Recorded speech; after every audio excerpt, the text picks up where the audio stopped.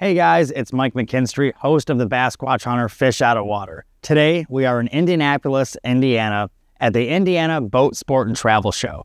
We've been doing seminars all weekend here, but today is special. We are doing the first of its kind, the Ask the Pros panel. We have Gene Jensen, the FLUKEMASTER himself, we have Drew Gregory, and we have Alex Rudd and myself all on this panel in front of a huge audience. We get to interact with the crowd, interact with each other, and have a fun conversation. So come join along and check out the whole seminar. All right, my name's Dan Armitage. I'm just here to ask questions when you guys don't have any, and I've got an hour's worth. Not that we're going to be here that long, but these guys don't normally get together and do this sort of thing. When was the last time, or when annually, are you four in the same room? Not very often. Every time you and I get together to fish, something breaks. We blew a motor, we blew a trolling motor, broke a kayak, broke a rod. Yeah, so we've stopped fishing together totally. I don't blame. What about events like ICAST? Use all the new tackle and gear and stuff. You guys, we get to interact like with each other like this, but we don't get to do this format, which is the coolest part. We get to not only share our stories and our opinions with everybody else at once, but we get to interact with people and ask questions. And you guys can all raise hands and ask questions the whole time too, and come up afterwards, ask questions individually. That's a really cool format to me because we don't get to do that anywhere else. Bassmaster Classic for 200. What is Bassmaster Classic Expo? Look. Now you answer the question. Yeah, you get to do that. But that's the other time we would be together. Yeah. Is at the Bassmaster Classic usually. Except we usually all go to the Classic. They're not paying attention. I haven't been yet. Yeah. Well, that's why they're going to lose. Not paying attention to the game. They can't steal if they don't even know what our answer was. Hey, Greg, be quiet. Isn't it funny that you can barely see Drew here because he's got water camo on? So with the water background there, you hardly even know he's there. Oh, we know he's there. All right, let's go right down the side here and from Gene, and just introduce yourself. Tell us where you do a lot of your fishing, and a little bit about yourself, what your angle is, no pun intended, on this sport. So my name is Gene Jensen. I am the creator of the YouTube channel FLUKEMASTER, which is the oldest existing fishing channel on YouTube. Been doing it about 15 years. I started it, kind of a little short cool story, is I was a scoutmaster for 25 years. And I had a bunch of inner city scouts that didn't have a dad picture, no family members, and I took them fishing one spring break, and they fell in love with bass fishing, and they wanted me to take them every weekend. Well, my full-time job was on the weekend, so I couldn't take them. And YouTube was just this channel this website that you could put videos on there for free. All the other websites wanted to charge you $25, $30 a video, and so I started making, I sold a bunch of my tackle and saved my money up for a camera and learned how to make videos. And I started making them for kids, and for kids that are like that don't have a dad or somebody, or doesn't have a family member in the picture. And then I also started making them for single moms. My sister was a single mom. She said, you better have a single mom in your head when you're figuring these things out, because how many times she had been to a tackle shop and been intimidated to ask somebody to take her son fishing to teach him how to fish. And so I started making videos, and now I'm 880 some odd videos into it. And that's my purpose in life. It's just to teach people how to fish. I just happen to do it out of a kayak now. I sold my kayak last year. What? My boat. I sold my boat last year. Takes out. You're right. He's my sidekick. Sold my boat last year because a buddy of mine needed one to continue guiding, and just doing full-time kayak, and it's just a blast. It really is. I love being able to see like these college kids over there. How many of these college kids have I taught how to fish? Like most of them. And so it's really cool to see what's happened over the last. You're a Georgia boy. I am a Georgia boy through and through. Alex, tell us a little bit about why you're invited to be on this panel. Yeah. Where you do your kayak fishing, and maybe what's your specialty? What are you kind of known for? My name's Alex Rowe. If you guys that don't know me, I own and operate a YouTube channel, kind of like Gene, and a podcast as well. Some other social media stuff. I've built a brand around myself, and it's really cool because I get to make fishing videos for a living. I get to take pictures of fish for a living and talk about fish for a living, and it's because of awesome dudes like sitting right here that watch my videos, the community that I've built, and I'm able to do that. But yeah, I'm down in East Tennessee in the Knoxville area. I am a river rat through and through. I love river fishing creeks and stuff, kind of like Drew here. You should build my team. We should be in the same team. Yeah, I actually have one of Drew's boat that he designed. But yeah, so that's me. I love kayak fishing, and I got invited here. I'm not really sure how. I don't know why they bring you to things like this, but here I am, and we're going to have some fun. That's all that matters. So. All right. So to go along with what Drew said there, that's the microhuman table. Microhumans, and then we're the regular standard. Okay. Okay. Thank you, Alex. Somebody's up in the work. Drew Gregory. Now, think about Drew is his ears get old real easy. So his hat, he wears his hat over his ears. I just wanted to point that out. That it's a good look, buddy. No sunburn on the ears. Okay. There you go. That's justification right there. Drew, where do you do your fishing, and why are you here? And what's your special?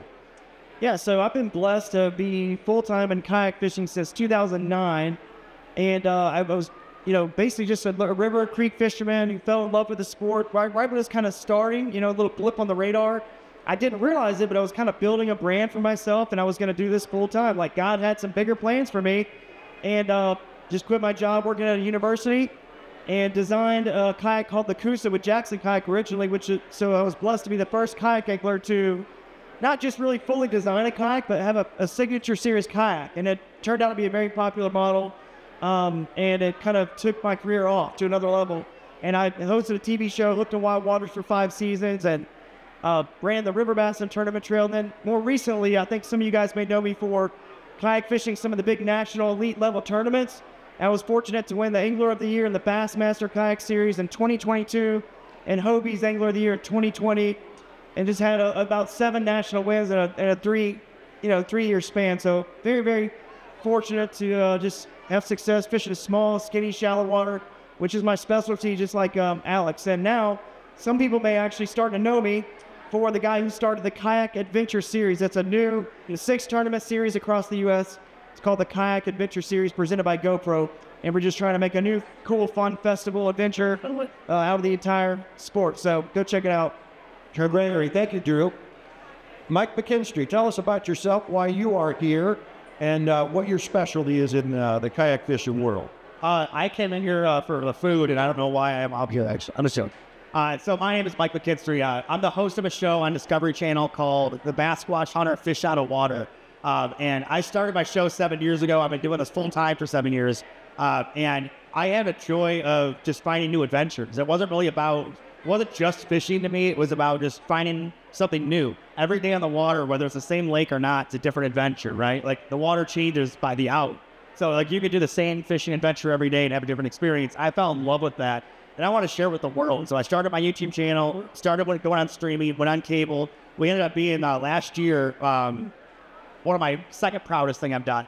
We were the first kayak fishing show to have an Emmy nomination, which is pretty cool. It put us on a big stage so people could find our show more, and it put our sport on the map at a bigger level. But my biggest accomplishment, in my opinion, that I'm most proud of, is my children's book series we launched last year. It's called The Adventures of Seth Squatch. We got them at our booth over there, too. But it's a story about meeting people different than you, trying new things, and sharing your passion with whatever it is, but sharing your passion with other people, too, and learning new things from other people, too, which is literally what my career is, I feel like. But a huge part of my career, too, is paying it forward and giving back. I do ridiculous amounts of charity work every day. I feel like that's kind of like our duties. If we have, then we should give. And I kind of wanted, if you don't mind, to kick that off a little bit here. And I wanted to give a random kid in the audience a fishing rod real quick. Is that all right? Is that real quick? Cool? Sure. If anybody's against that. Yeah, I don't know. I got a brand new fishing combo set up here. And I always pick a random kid to give it to in the audience. And I can't help but notice this little girl in the pink back here. Oh, she was random. So, random. So I wanted to give this rod to you guys. Random. So it's a full kids combo setup. Hopefully it gets you your first fish. And I'm a boss to her. I hope it gets on a new adventure and try new things. That's why I do what I do, because the chance that could make an impact for her if I need a new adventure one day is why we all do this. So that's who I am. Fantastic. All right, guys, just going to throw this one out there. I assume all of you guys started fishing with a traditional motorboat, for lack of a better word. Is that true? Yeah. Okay, so you all had the traditional boat. Yeah? Not so much? I started with waiting. water. Waiting. Yeah, wave fishing and bank fishing is a Oh my, yeah. Okay, I mean, yeah, we all started out, further back away as a little kid, but did you all own a traditional fishing boat with an outboard motor at one point? Yeah, still. Okay, so how many of you still own a motorboat like that, a traditional fishing boat? All right. All right. What are you missing when you find yourself out there in your kayak or ready to start a day of fishing from your kayak? Is there a time where you're going, darn it, I can't do this because I don't have a motorboat, or I don't have enough, I don't want to say the words about room and all those things, but has there been a time when you're going, gosh darn it, or do you just power through it and make that kayak work? I don't have that. No, I don't. Not on your radar at all? No, because in kayak fishing, it comparative to boat fishing, and I boat fished for years. A lot of you guys have been following me for years, know that I've had several boats over my lifetime, but I don't ever miss it because it forces me to catch fish right there. I need to figure them out right there, or either that, or get my tail back to the truck, put it on the trailer, and go put it in somewhere else on the lake. And I fish big lakes. I guide on Guntersville. I fish Kentucky Lake. I fish Lanier. I fish all over the country. And it's just one of those things. Now, I do have motors on my kayak. I have everything on my kayak that a $100,000 bass boat has, except the gas bill and the boat paper. And so I have a 15 to 25 mile range, depending on how I have the batteries configured. And so it's one of those things where I just go fishing. And the cool thing about a kayak is that I don't spook a whole lot of fish. So if I'm in the middle of them and they're not biting, it's very forgiving, and I can go and try new things. I'm not spooking so many fish when I pull up shallow. I mean, I caught the day before I came here, I caught a 7 3/4 pound largemouth, and it was as far from here to that chair, and I had already made 15 casts at it, and never had spooked. And my trolling motor's sitting right there. And so for some reason, kayaks don't spook them as much as bass boats do them, and it's just neat. So when I got my start, the first thing I realized that I enjoyed about it was the water is right there. My hand gets, I can wash my hand off. The fish, when I'm landing it, when I'm netting it, it's all right here, in your field of view. And I know a lot of people, we talked a little bit yesterday about somebody came out with a kayak with a split tail, the fly fishing folks who could stand up, but it was stable. To me, it's like, okay, if I want to be that high or need that vantage point, then yeah, maybe I should get a John boat or something, right? But after a while, I realized just how much more tuned in I was to the water and to the structure and just to what was going on, because I'm 2 feet away from the surface of the water. Well, it's like I've said several times now, it checkers chest, right? I have a bass boat. I love my bass boat, but I also have kayaks, and I love my kayaks. And it's because it's played on the same board, but it's two totally different games when I get in my kayak. There are places that I can go and fish in my kayak that I cannot take my boat. Example being, and I've used this example before, I almost broke the state record spotted bass in the state of Tennessee. I was a ½ pound off, and I caught it in a creek that is wide from the front of the stage to those bleachers right there in about ½ a foot of water on a buzzbait. She was 6.5 pounds. And the thing is there is zero way that I'm getting a glass bass boat, an aluminum bass boat, or even a John boat in that situation, because I'm dragging my kayak, a 1.5 miles through the woods, and it's got to be something small, compact to be able to slide down a mud bank. And so checkers and chests is how I kind of say it. Drew, talk to us. Yes, sir. All right. So first of all, I want to commend Alex. We've done this, 3 times now, this kayak panel, 3 or 4. And every time he's told this story, he's not increased, that he missed the state record. It's still just ½ a pound. You haven't just kept going up. You exaggerate over here and tell the story. I'm breaking it this year. Next year, he's going to exaggerate it. It's going to be, I was a couple ounces off the state record. You know how it goes. We're fishermen.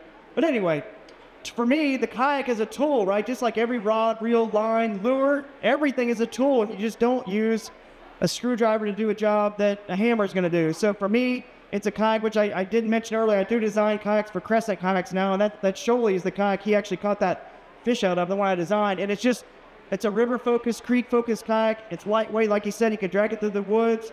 I just love fishing rivers and creeks, so I start with what I love to do and where I'm going to be fishing, and then I just start building the right tools for that. Rod, reels, lines, paddle, everything, kayak. So to me, it's just the right tool for for the job, and that's rivers and creeks for me. And the cost of entry is really low too. Really, Yeah. It's a good point. That's And that's what got me into it was the bass boat. You know how they always say the acronym for boat is bust out another 1,000.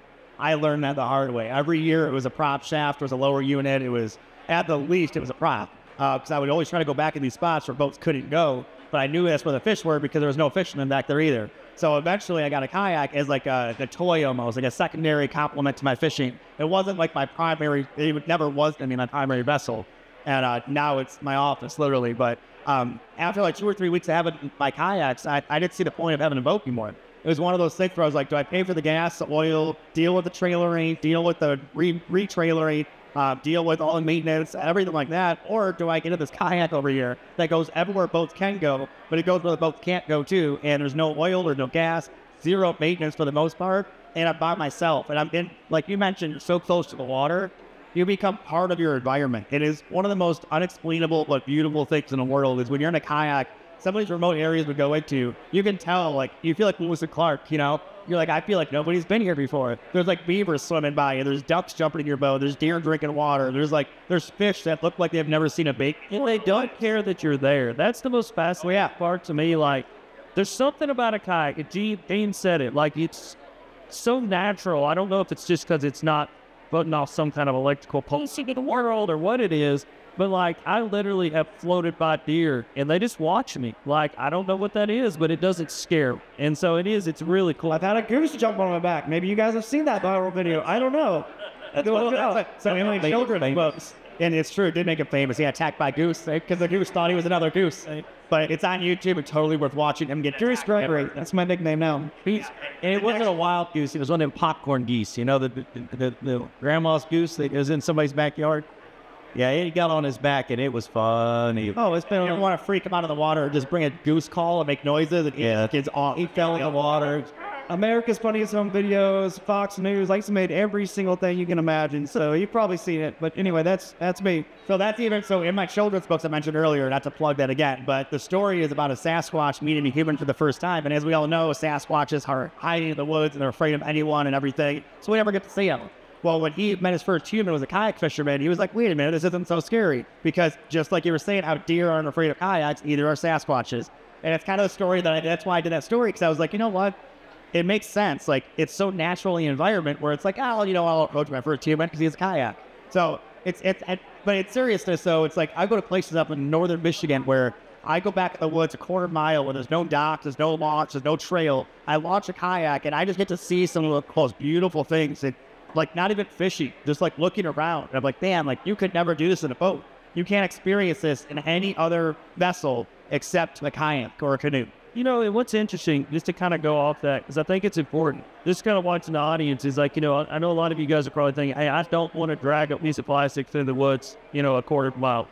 The thing is kayak fishing's cool because it's fishing, and fishing is anecdotal. And the thing with kayaks is that you can either have a Hobie PA-14 like I have, which is sitting over here, and it's a 200-pound boat with a motor on the back and fishing electronics, and now you put 360 in live, and it's got a pedal drive and all of this stuff. Or you can strip it all the way down to just a recreational kayak. Because the thing about a fishing kayak is any kayak's a fishing kayak because you can fish out of any kayak. So the anecdotal experience of the boat that you're fishing is to you guys. And so, you know, you're going to hear us talk about how we like to do it, but that's just because that's the coolest part of fishing is it's anecdotal to each human being, and kayak fishing is no different. Alex, let's build on that a little bit, because a lot of us, myself included, got started kayaking. It's secondary to motorboating. You know, another way to enjoy the lakes, especially the rivers around where I live over in Ohio. But for those of you, like you guys, promoting this sport, are you finding it more difficult to get to those areas where there's not already a Drew Gregory in there? Okay, I mean, you guys are popularizing this sport.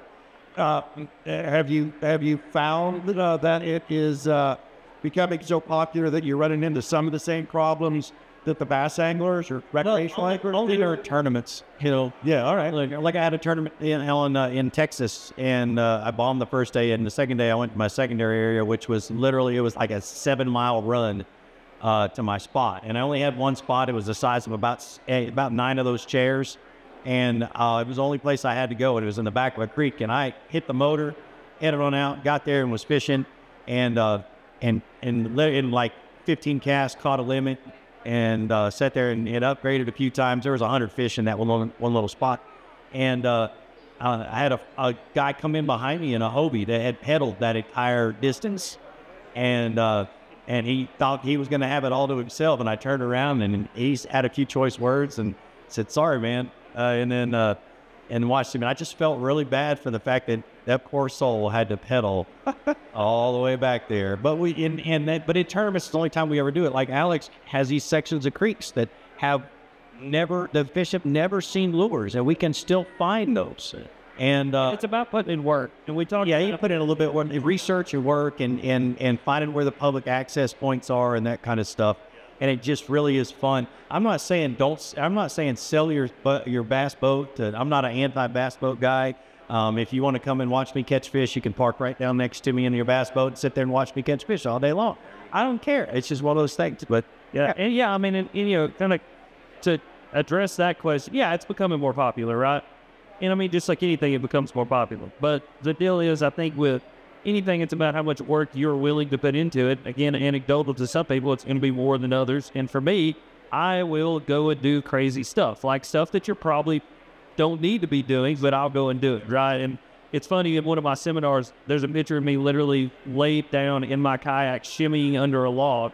And that log that I'm shimmying under is about 12 miles down a creek that I found on, Google Earth and Onyx, and checked the public access, and did that. I was covered in mud, covered in fish poop. I almost ran into a hornet's nest that was covered in spiders by the end of it.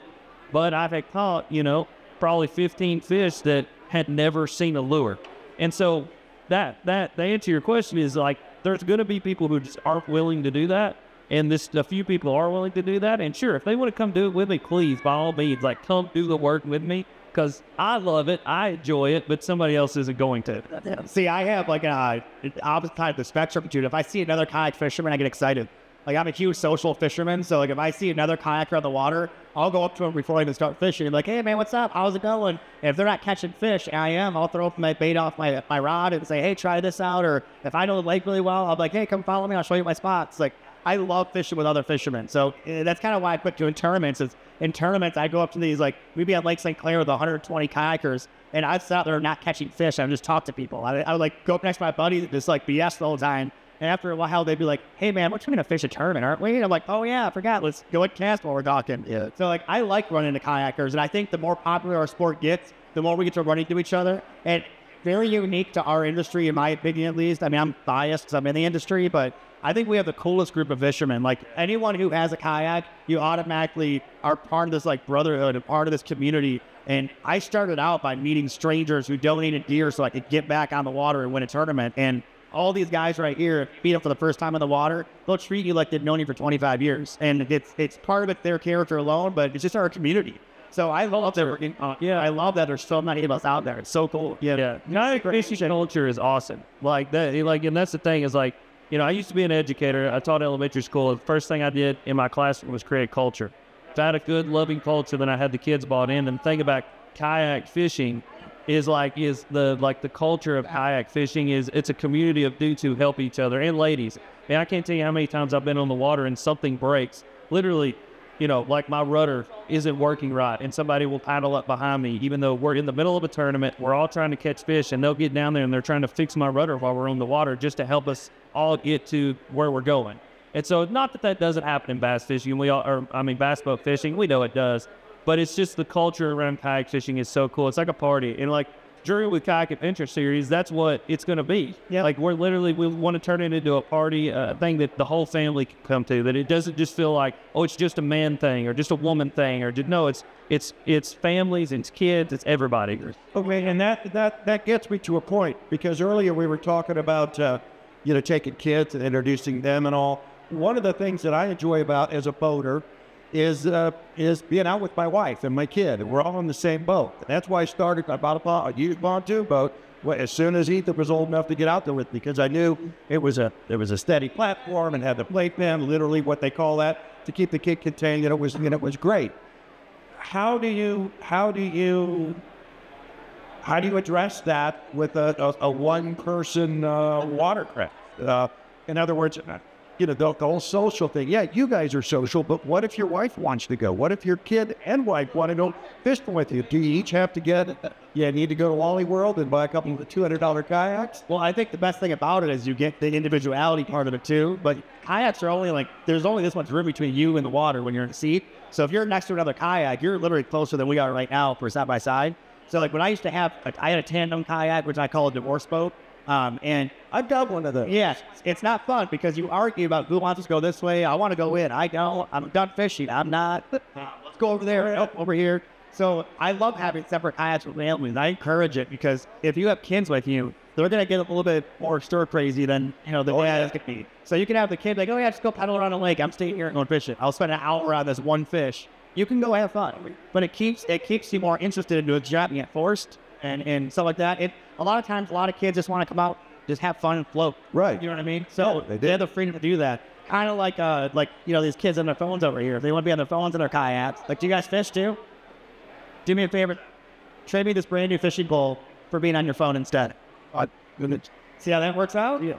There you go. There we go. So that's how we get kids into fishing right there. So how real was that? Bassquatch claws. You have no idea what just happened. But you know, if you end up being on your phone, now you can think about fishing more. So, but that's what it's about. Is when you get kids out in kayaks, if they don't want to be in one area, get your own kayak. It's fun. If your wife or girlfriend wants to come out, give them their own kayak because we all have our own different adventures on the water. And there are a couple of little kayaks out there where you can add seats to them if you have young kids. Yeah. Do you see how I just very pop it that fishing rod out of the table to him? Like, I've got a 2 and a 5-year-old, and I take my 5-year-old out on a small kayak. I tether him back behind me, and he can paddle if he wants. I can unleash the cam strap, and he can float, do his own thing. I bring an aqua viewer, which is basically like a flogger, if you know what that is. An aqua viewer, you can look in the water. Creeks and rivers are good because, like we talked about, a lot of us grew up wading. You know, Alex talks about turning over rocks and looking for salamanders and crawfish and stuff like that. So it keeps them busy and active. You know, so and then I can always just let him, you know, tether him up to me, and I just paddle when he gets exhausted. My 2-year-old goes in the kayak with us, but essentially, and to kind of veer into that last question a little bit, what's cool about kayak fishing, it really is the final frontier of the fishing world. I mean, it really is, because what I mean is people are all over the lakes, right, in boats, all over the lakes, all over the ocean, just everywhere. The only place you can really expand, and imagine when Tiger Woods was at his peak and golf was so popular, every golf course was packed. They didn't have enough tee times to fit everybody. So what did they do? What would you do if there's more demand? Build more golf courses. Because you got land, so you can build another golf course. So they built more courses, and it kept going. So, because it's not fun if you're out on a golf course and you're waiting 20 minutes, there's people in front of you, they're slow, it's so hard, it's packed. It's not fun. So the sport gets maxed. And people will leave as quickly as a new person comes in because they're like, this sucks. But then if you go on a lake and you're a bass boat, angler, or lakes are crowded, and then, you know, I keep talking during this shit. Okay. So what happens in lakes, it gets so packed and crowded, as you guys know, it's not fun. And people are all over your stuff you want to fish, the point, there's back of this area, there's people everywhere, there's jet skiers and party boats. It's maxed out. But guess what we can't do? Can't build more lakes. It's over. Our amount of water we have to fish in this country is what it is. We're not building big lakes anymore. There's only one final frontier. It's kayak fishing in the wild places, which the most common word I've heard here all day long has been adventure. I've heard that by all of us. We love the adventure. Even Gene, who's talking about being out in the middle of a lake, it's still a cooler, more fun adventure. I'm an offshore. Kayak. Yeah, he's offshore, but it's an adventure because you're out in the middle of the lake in a kayak and you're still bobbing up and down. It's all an adventure, but the fact that a kayak can go to these shallow waters and all the creeks and places like that, it's the final frontier. It's the last place that really fishing can really grow and expand. Oh yeah, I've had my kayaks in the ocean, all 5 Great Lakes that, you know, there's no limit to them really, but they also have those spots, like the tight spots, the rivers. So yeah, it's really, we got a question. Yeah. Oh yeah, question, I'm coming to you. All right, so all of you at tournament fish, you're all in solitaire.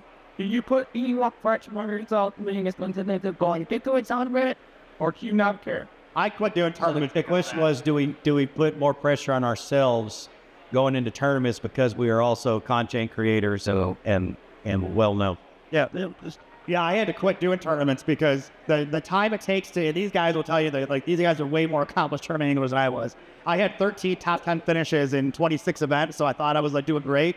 then I started filming those events, and then I didn't get the top 10 ever again. Yeah. Because it's like you got to pick one or the other, in my opinion. If you really want to focus on something, you can't do both. I mean, the pre-fishing, the playing, the traveling, it's hard. So my goal this year is 150 to 170 videos by the end of the year. And in order to do that, I cannot fish a single tournament. Yeah. If I fish a single tournament, I miss that goal because I put so much focus on winning. The 1 year I focused at 100%, I finished second in Angler of the Year. But I didn't get hardly any videos done. And so our job is, as content creators, is to create content. Yeah. And that's where my value is. That's where Alice's value is. You know, we're able to make a living by moving the needle for companies. And so, yeah, it's one of those things. It's a give and take. Yeah, for me, I mean, it doesn't matter if it's national level tournament or local level tournament. I'm just there to have fun. I don't put any pressure on myself. It's fun. Like, it's all fun. And I mean, sometimes the stars align. You know, I won 4 tournaments last year. Filmed every single one of them, made videos about it. But I will say, you look at those videos, you know, you notice the focus level is up. It's like I knew in that situation, like, I'm going for somebody's head. I was head hunting. And it was like, I know I can win this. But Gene's right. I mean, and they're all right. I mean, it's hard to be really, really good. I mean, you look at Jacob Wheeler and all these high-level tournament guys. There's a reason they all have cameramen. And so they can detach away from that process and just focus on catching fish and winning tournaments. But, I mean, for me, I just enjoy fishing in every aspect that it comes in. I mean, like, one of my favorite stories is we stayed at a resort one time where if you caught a tilapia, you got a free round of mini golf. Let me tell you something. I was handing out slips for mini golf to everybody at the pool by the end of the week because I figured out how to catch the tilapia. If it swims, it's got gills. I want to be doing it. And so the tournament's just another aspect of that I enjoy. So, well, you get pressure from the people in the tournament too, because if they feel like if you win, then you're like the jerk who won because you do it for a living. If you lose, then they're like, ha, ha, ha. Yeah. Like, you know what I mean? So there's really nothing. You know, once you start being a content creator and your focus is on that for a living, then there's a target on your back whether you win or lose too. So it's not just pressure from ourselves, which is definitely there, but it's also everybody else, whether you win or lose. It's either good, it's gonna be good or bad. You can't win. You know, It was that comment of YouTubers really can't fish that really That's right. yeah. So my first tournament, the big national tournament I fished, I was doing a show called Hooked on Wild Waters for 5 seasons. I had my name on the side of a kayak, right? And I fished the KBF National Championship, I think in 2017, the open division. And it was my first big tournament because I wasn't really much of a tournament angler. I'd done some, but that's not how I kind of grew up with that. You know, my dad never tournament fished, so I just never picked it up. But then a guy the year before, Matt Ball, won the national championship in the kayak I designed with my name on it. So we were like, at Jackson Kayak, we were like, man, we need to be at this event. This is cool. Like, lots of people there. You should go. And while you're there, you might as well fish this open division.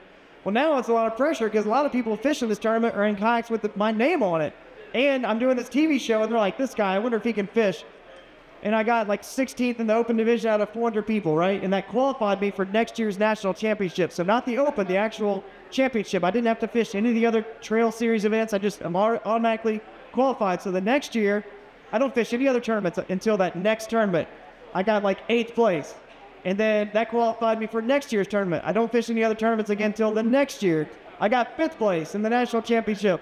And then one of my sponsors, Yak Attack, said, hey man, that TV show you do is pretty cool. We love it, but you probably could get just as much value for us and yourself and have more fun. Don't have to have a production team following you around with cameras and all this stuff, and just go fish and have fun in these tournaments. Do really well, since you seem to be, you know, obviously pretty good at this, beating 600 to 700 people. And I got second the next year in the national championship and just kind of kept the ball rolling with, you know, I guess, like I talked about earlier, just some quality finishes here. You had to your shoes, though, right? Like you had to give up your... Yeah, to give up. Exactly. I had to kind of give that up. But it was definitely a lot of pressure at the original time. But now I don't have as much pressure because I feel like I've proved it, like, you know, with the tournaments I've won. So actually just more relaxed now than I ever have been, probably. For a lot of us who got our start kayak fishing, we started it from a recreational kayak. Maybe we didn't buy with any intention of fishing from it until we realized, wow, you know, I found it's pretty cool places.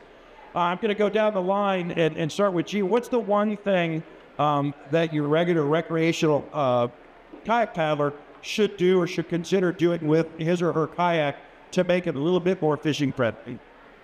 Oh, wow. The first thing that pops in my head is just my seminar this week's on safety. I got one at 4 o'clock this afternoon, and it's on kayak safety, and it's something I really harp on because the skills and stuff that I have actually saved my life already. And it's something I want to teach everybody else. But, you know, the biggest thing, and kind of to almost answer your question, but not quite, anybody who's getting into kayak fishing, get a comfortable PFD. Get one that's going to save your life. Stay away from the mechanical ones, because why trust your life to something mechanical? Get one that's comfortable, made for kayak fishing, made for paddling, and it'll save your life. But you know, 92% of all deaths involving kayaking, the kayak fishermen, or even kayakers in general, 92% of those are people who weren't wearing their PFD.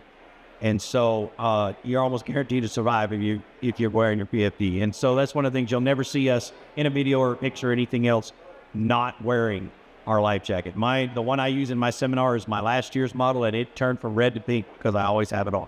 Gene, did you know the leading the group of categories like recreational kayakers, whitewater kayakers, all the paddle sports categories, kayak anglers lead at deaths, kayak fishermen do. And you would think it'd be whitewater kayakers, right? Or something like that. Or something, but it's kayak anglers. Yeah, and so that's kind of what my seminar is about, is to give you guys the knowledge to be able to self-rescue and to be able to take care of yourself when things do go south. Alex, what do you recommend? Mine's probably going to be, a quality paddle.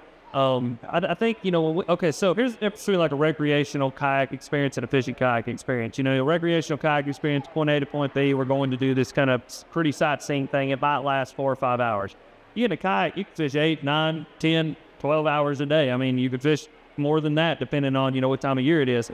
So the thing is that prolonged time on the water, plus casting, plus reeling, plus shifting in the boat and all that kind of stuff, every little ounce that you can cut down on that paddle is going to just help the overall experience that you have off the water, just to not, be totally exhausted at the end of the day. Because, yes, if you got a longboard paddle, use it. Use what you have. I'm not saying you got to go buy something nice, but if you go a little bit higher quality paddle, I mean, there's some of these paddles that are, what do they weigh, G? Not even like, ounces, like 4 or 5 ounces.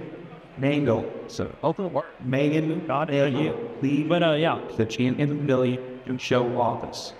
So, yeah. So, there's some of these paddles that are like 4 ounces, and you would be amazed. It's kind of like backpacking. There's people cut their toothbrushes in half just to cut every little ounce. And the more you get into fishing, the more you start to spend more and more hours on the water. Little things like that are going to make a huge difference in your just overall enjoyment and experience on the water. Good one, Alex. Drew, if you got a paddle drive kayak too, that paddle weight still matters. Because if you have to use your paddle drive kayak, trust me, you do not want to have a heavy paddle for that either. That one. We've done this panel a few times now. I'm going to say a different answer. I'm gonna go with, because you're talking about just a recreational kayak, you kind of build up. I'm going to say there's 2 products from Yak Attack. One would be the RotoGrip paddle holder, which is also a rod holder, and helps stage your rods. Because again, I'm a River Creek guy. I don't want rods. I use a crate behind me, the black pack from Yak Attack, but I don't have rods sticking up behind me because I'm always underneath limbs of trees and into wild, crazy situations.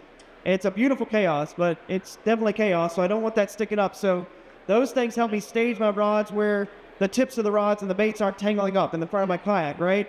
So RotoGrip paddle holder is a good one.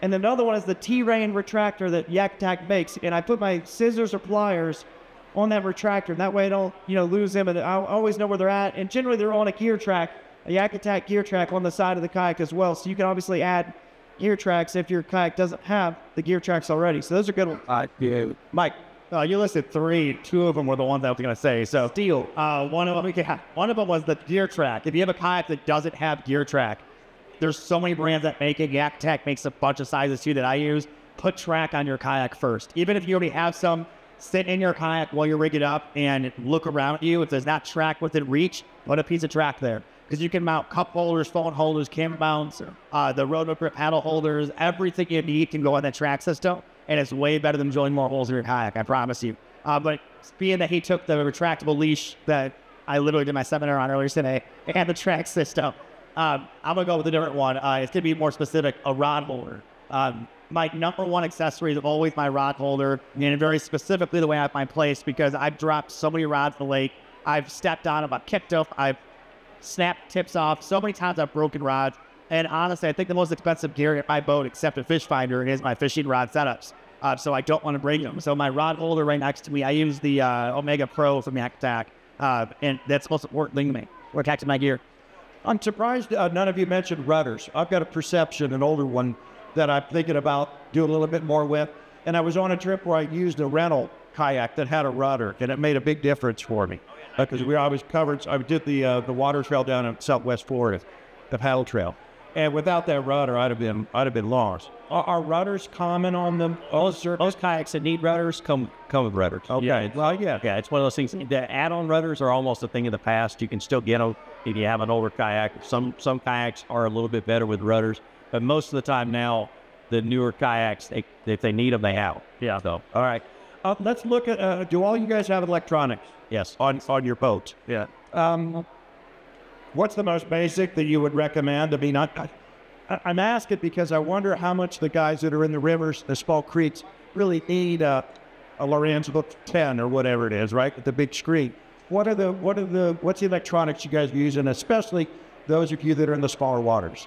So in my show, I teach the beginners. Like I take out people who are like WWE wrestlers and monster truck drivers and dairy farmers, comedians, and I teach them how to fish for the first time in a kayak. So most of my kayaks I keep very minimal. I use 4 to 5 inch fish finders. I do have a boat set up with electric motors with a big 9-inch screen on it. I use for like oceans and, if I'm doing gators or something big. But my everyday boat, it's actually over the pool over there. It's a 4-inch, very basic sonar GPS fish finder. I like simple, small, basic. Anyone can use it.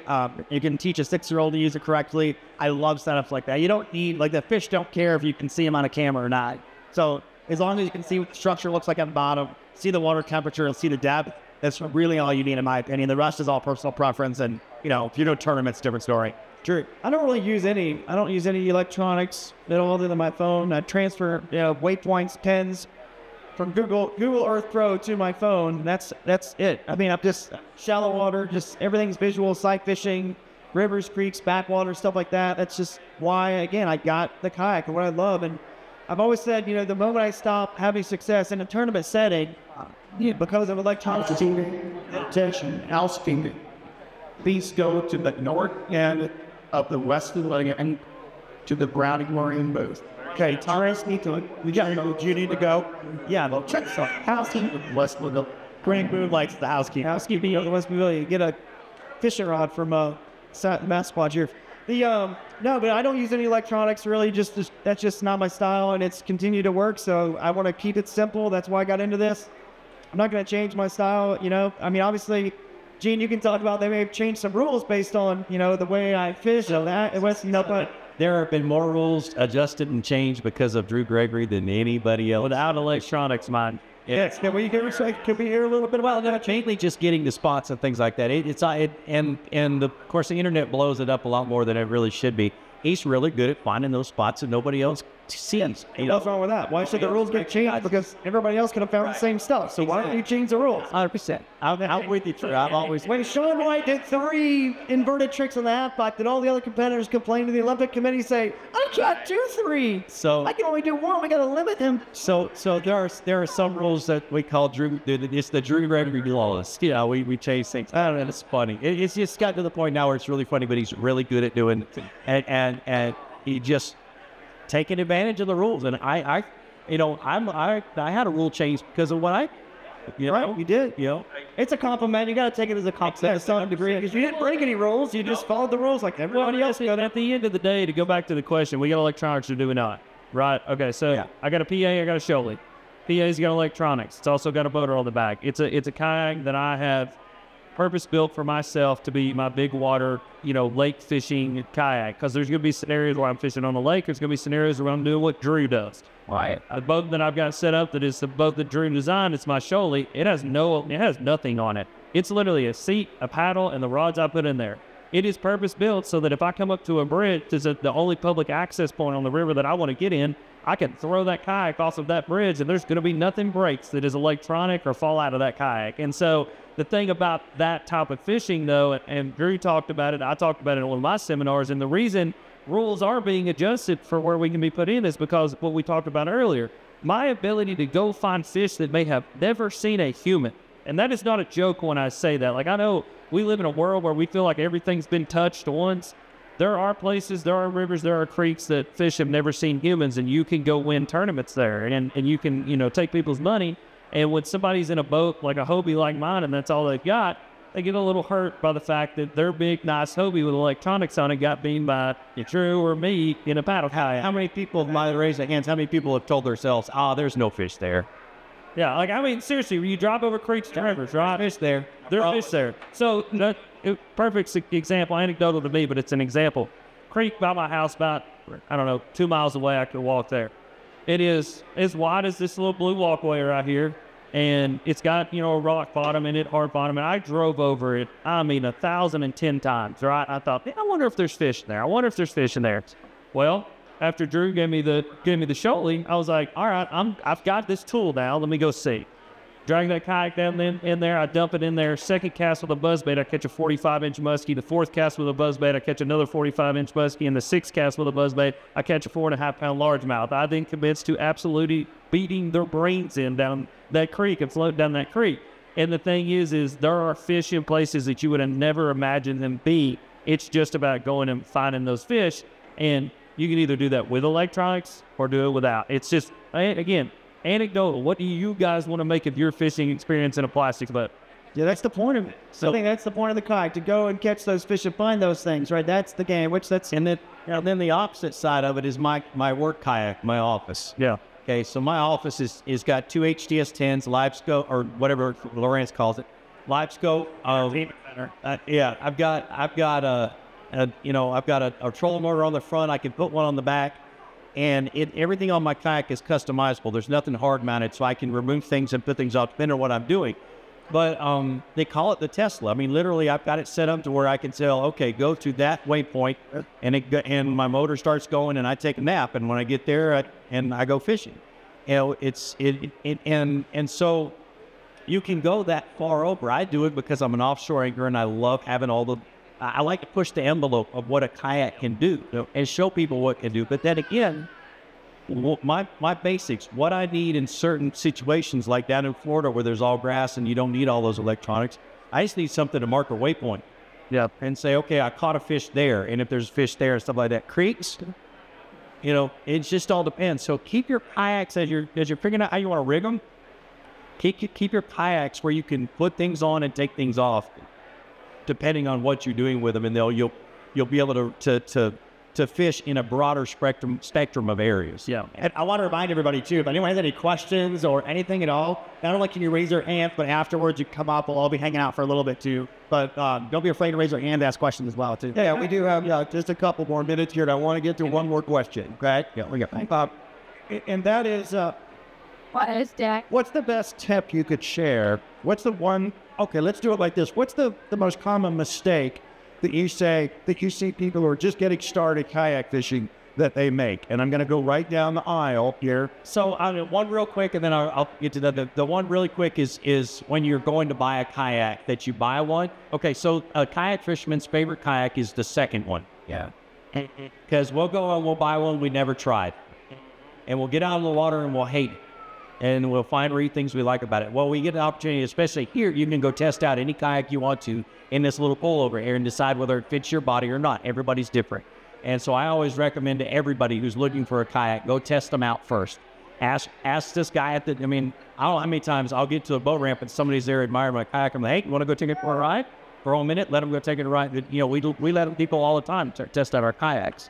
Okay. And the other thing is spend some seat time in there without your gear in there. Jump out of your kayak and learn how to get back into it. I cover that in my seminar again. But learn how to get back in your kayak is called self-rescue, and it's called self-rescue for a reason. That skill will save your life. And that's the skill I'm talking about. You just got to learn how to get back in it. In my seminar, I teach you how to do that. And Alex. Yeah, mine's going to be get a net.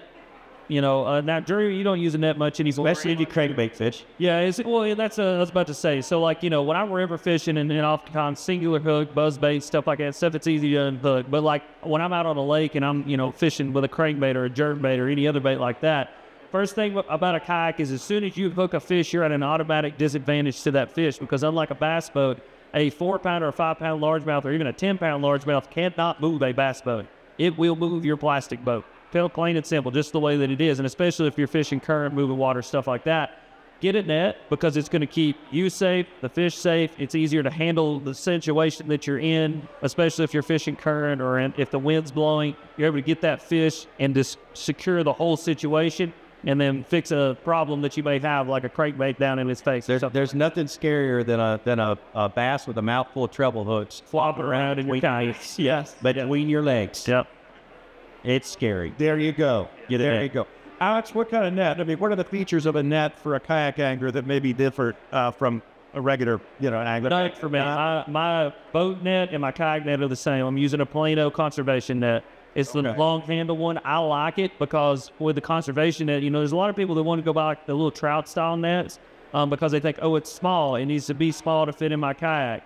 But for me, I like the reach. I can lock that handle up under my elbow, and then I have 45 inches of reach to reach out and be able to net a fish. And so if I get it close enough to me, my big long arms and just being able to get to that fish, I'm able to put a fish into the boat or into the kayak that someone else with those little bitty conservation nets, or those little bitty nets, not the big conservation nets, probably aren't going to put in the boat because they got to get it too close. Dude, it's a Bassquatch, man.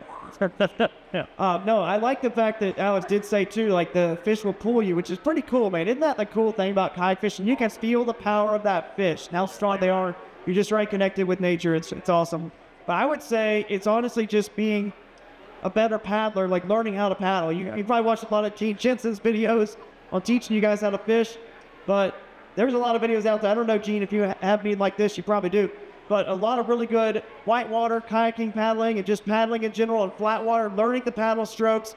I got certified by the ACA in level 1 kayaking and kayak fishing.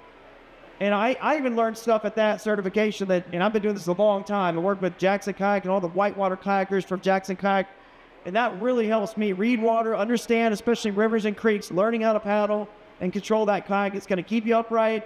It's going to help you see stuff and put your kayak into the places you need to get to catch more fish. So literally just learning how to paddle, because we've all watched videos on different baits and tips and tactics, but how many of you guys have really studied paddling, gone out there and tried to ferry, eddy out in different places? So I think that's something I would focus on as well. Yeah, good one, Drew. Mike, so this is what my seminar has been on all weekend too. Everything on your kayak, if it's not, so how when you go to a casino, if you walk with $50, you kind of have to expect you're donating that $50, like you're not walking out with it. Same thing in a kayak. Anything that's not tied down and it doesn't float or it's not bolted to your boat, expect to donate to a lake. I have so many lakes in my area that own my cell phones, my GoPros, rod holders, fish finder. I've lost so much gear. Like it's like a lost and found in my area. If anyone wants to scuba dive and get some gear, there's plenty in my area. So I've learned that paddle leashes, rod leashes, making sure everything is tight. Before I go out every time, I tighten every little hand thumb screw of my kayak, my drain plug, everything. Everything loosens up my trailer, so I go through and tighten everything. I also make sure if it doesn't float, it's got a tether on it. My pliers have a retractable tether and an extra one to go under my seat because I've thrown my pliers overboard thinking it was a fish before. My rods always go on the rod holders. I never put them anywhere else because I've also dropped those over the side. So yeah, I've actually done that where I'd be like, oh, a fish. I just throw the pliers over. I'm like, oh, I was holding a 4-pound smallmouth one time. I'm like, God, it's so pretty, and just tossed my pliers in the water and watched it sink. I was like, okay, well, smallmouth's pretty, but I ain't got no pliers anymore, so there you go. I've done that. So everything, and if we want to see my kayak over on display too, everything either has float. The kayak accessories are pretty cool because everything from the flag mount to the GoPro mounts have flotation devices on them, like a piece of foam on them that will float your GoPro and the mount already. So that's extremely important. So never bring anything out of you. Your cell phones, they make these awesome rubber tethers that I use all the time. I clip my life jacket. If you don't have it tied down, literally expect for it to go. There's a saying in the kayak world that we say, prepare for the swim, not the paddle. So my phone, I prepare to be in the water, and I want to make sure I don't lose it. Yeah, and just so everybody kind of understands this, we're in an awesome time in kayak fishing right now, and I got in kind of late, right? I grew up on a bass boat, fished from a bass boat, and then this dude right here got me in a kayak for the first time.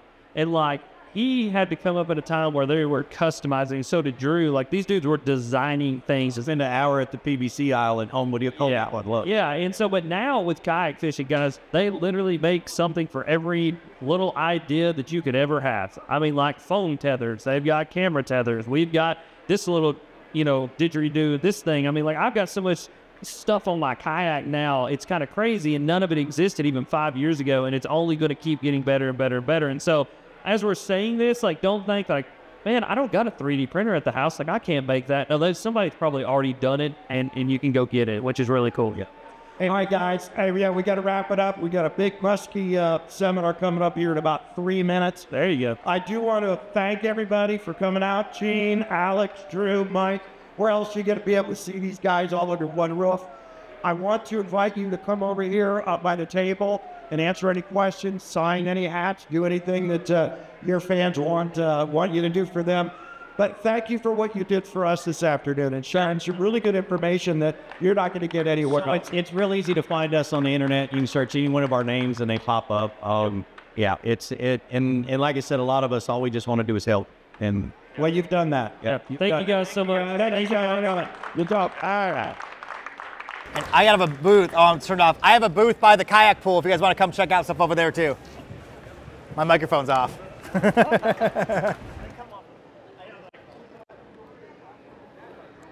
Yeehaw! Hey, Greg, you probably are going to want to keep that, right? Okay, yeah, because you'll probably put that right.